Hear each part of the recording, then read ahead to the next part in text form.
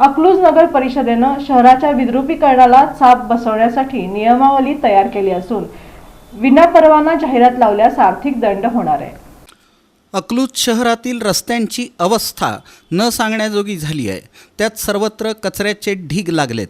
वाहतुकीला शिस्त नाही, पार्किंगची सोय नाही, बुलेटचे सायलेन्सर मॉडिफाय करून फटाके वाजवणाऱ्या तरुणांवर कारवाई करायला पोलिसांकडे वेळ नाही।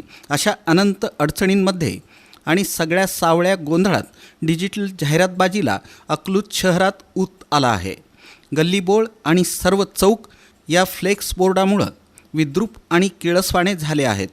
महापुरुषांची जयंती, पुण्यतिथी, नेत्यांचे वाढदिवस, व्यावसायिक जाहिराती, उद्घाटनं, शुभारंभ, शैक्षणिक, सामाजिक, राजकीय, सांस्कृतिक बॅनरबाजीमुळं सर्व चौक रंगीबेरंगी झालेत।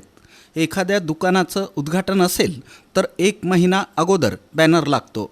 उद्घाटन झाल्यानंतर पुन्हा महिनाभर तो बॅनर काढला जात नाही। त्यामुळं अगदी दाटीवाटीनं त्याच्या शेजारी इतर बॅनर लागतात। विनापरवाना जाहिरातबाजी करणाऱ्यांनी अकलूज शहरातील इमारती, झाडे, लाईटचे खांब, रिकाम्या भिंती काहीसुद्धा सोडलं नाही। यावर उपाय म्हणून अकलूज नगर परिषदेनं आता बॅनर, डिजिटल बोर्ड, फलक, जाहिराती लावण्याचे नियम कडक केले आहेत।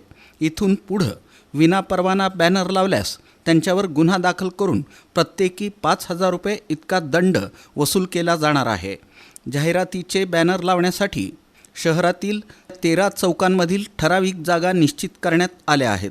वाहतूक आणि रहदारीला अडथळा होईल, नागरिकांच्या व्यवसायाला अडचण होईल अशा पद्धतीनं बॅनर लावता येणार नाहीत। बॅनर लावण्याअगोदर त्याची साईज, डिझाईन, त्यावरील मजकूर, कालावधी अकलूज नगर परिषदेकडून तपासून मंजूर केला जाईल। जर बॅनर ठरलेल्या कालावधीत काढला नाही तर त्यावरही आर्थिक दंड आकारला जाणार असल्याची माहिती उपनगराध्यक्ष शिवतेज सिंह मोहिते पाटील यांनी दिली। आपण जर बघितलं तर आमची नगर परिषदेची स्थापना झाल्यानंतर पहिल्याच मीटिंगमध्ये आम्ही ह्या डिजिटल बोर्डवर बंदी आणण्यासंदर्भात किंवा त्याच्यावर अंकुश आणण्यासंदर्भातचे ठराव घेतलेला आहे। आणि त्यामध्ये आपण बघतो की आज अकलूजमध्ये जवळपास 13 चौकांमध्ये बॅनर लावण्याची, डिजिटल बोर्ड लावण्याची परवानगी आम्ही नगरपालिकेच्या वतीने दिलेली।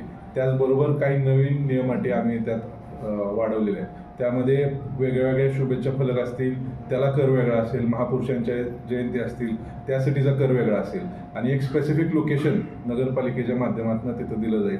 आणि जो कुठला बॅनर छापला जाईल त्याची पहिली डिजिटल कॉपी ही नगरपालिकेकडे सबमिट केली तरच त्याला पुढची परवानगी त्याचं पावती फाडून मिळाली जाईल। अशा प्रकारचा एक नवीन संकल्पना घेऊन आम्ही मैदानात उतरतोय आणि उद्यापासून त्याचे बंधनकारक आहे।